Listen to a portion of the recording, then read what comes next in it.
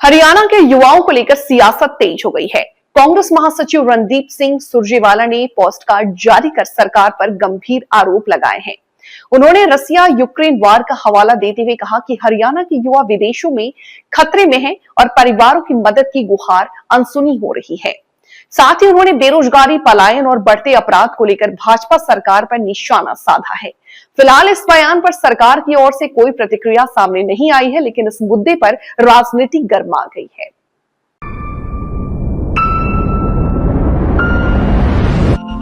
नमस्कार साथियों, आज मैं आपसे जो कुछ कहने जा रहा हूं, उससे पहले मैं आपसे खुद से और हर हरियाणवी से एक सवाल पूछना चाहता हूं। मेरा वो सवाल है कि दुनिया का सबसे बड़ा दुख क्या है? इस सवाल का सीधा रिश्ता हरियाणा के हाल ही में पिछले 2 से 3 दिन में हरियाणा के बच्चों की प्रदेश में मौत से है। अंकित जांगड़ा और विजय पूनिया की रूस में हुई मौत और कंकाल के रूप में वापस आए घर उनके शवों को लेकर, जो दोनों कुम्हारिया फतेहाबाद के रहने वाले थे। अंकित ने अभी अपनी जिंदगी के 23 साल बिताए और विजय ने केवल 25 साल। अभी पूरी जिंदगी उनके सामने पड़ी थी, लेकिन कुछ अपनों ने, कुछ परायों ने, कुछ सरकार के तंत्र ने, कुछ बेरोजगारी की मजबूरी ने, कुछ दर दर ठोकरे खाते रोजगार के कुतंत्र ने मिलकर इन बच्चों पर ऐसा कहर ढाया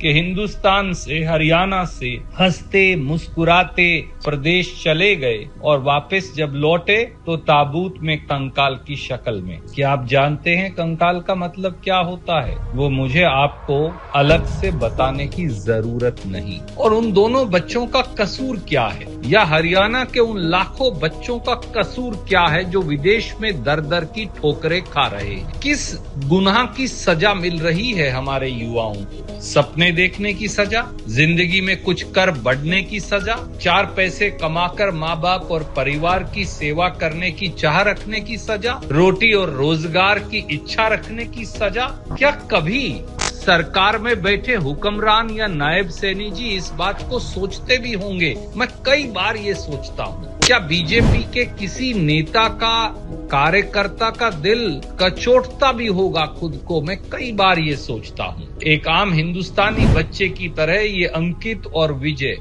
दोनों जिंदगी में कुछ करके 4 पैसे कमाकर अपनी आगे की जिंदगी सजाना संवारना चाहते थे, अपने घर वालों को सुख देना चाहते थे, उनके सपने पूरे करना चाहते थे, लेकिन बदनसीबी उन्हें क्या मिला? प्रदेश में परायों के बीच मौत, यही शाश्वत सत्य है। आखिरी वक्त में अपनों का साया भी सर पर नहीं था, वतन की माटी नसीब नहीं हुई, हिंदुस्तान की आबो हवा नहीं मिली, ममता का आंचल, सब कुछ से जैसे बच्चे हमारे महरूम हो गए।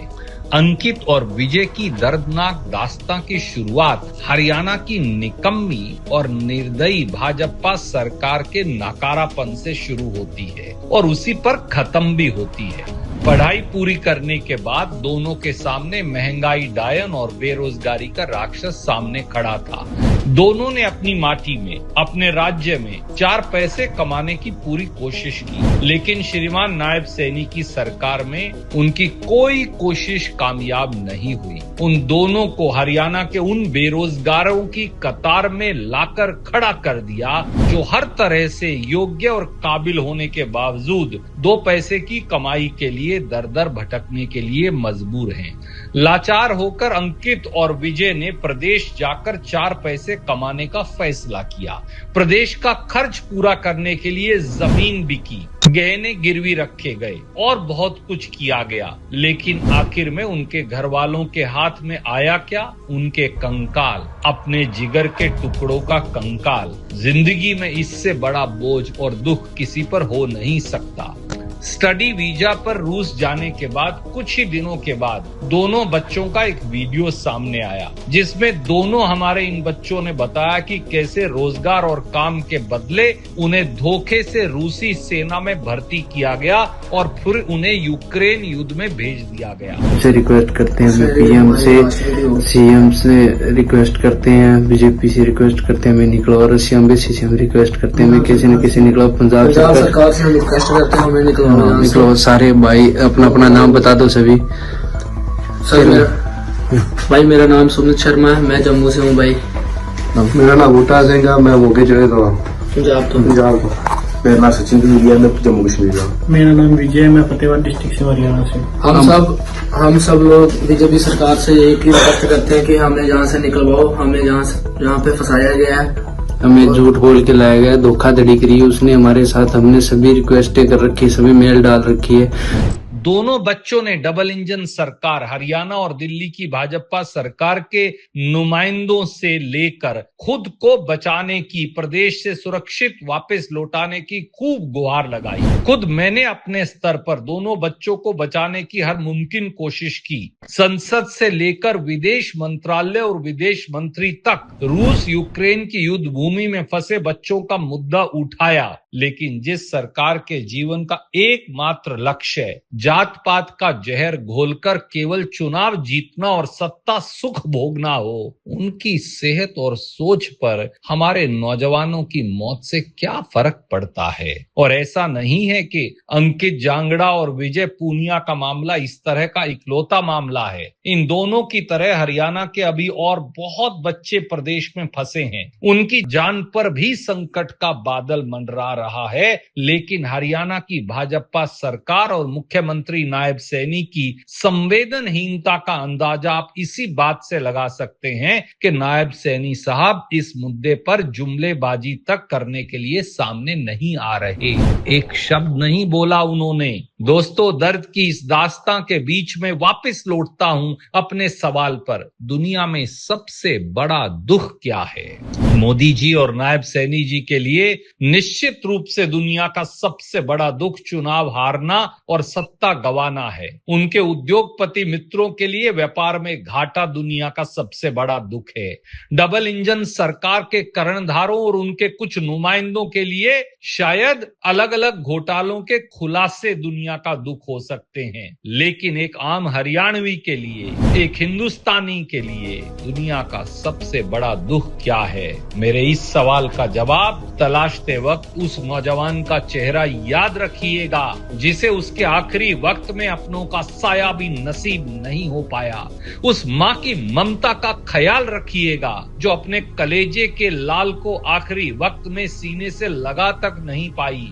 उस बाप के दर्द को समझिएगा जो अपने जिगर के टुकड़े को मौत के मुंह में जाते देखने के लिए अभिशप्त था।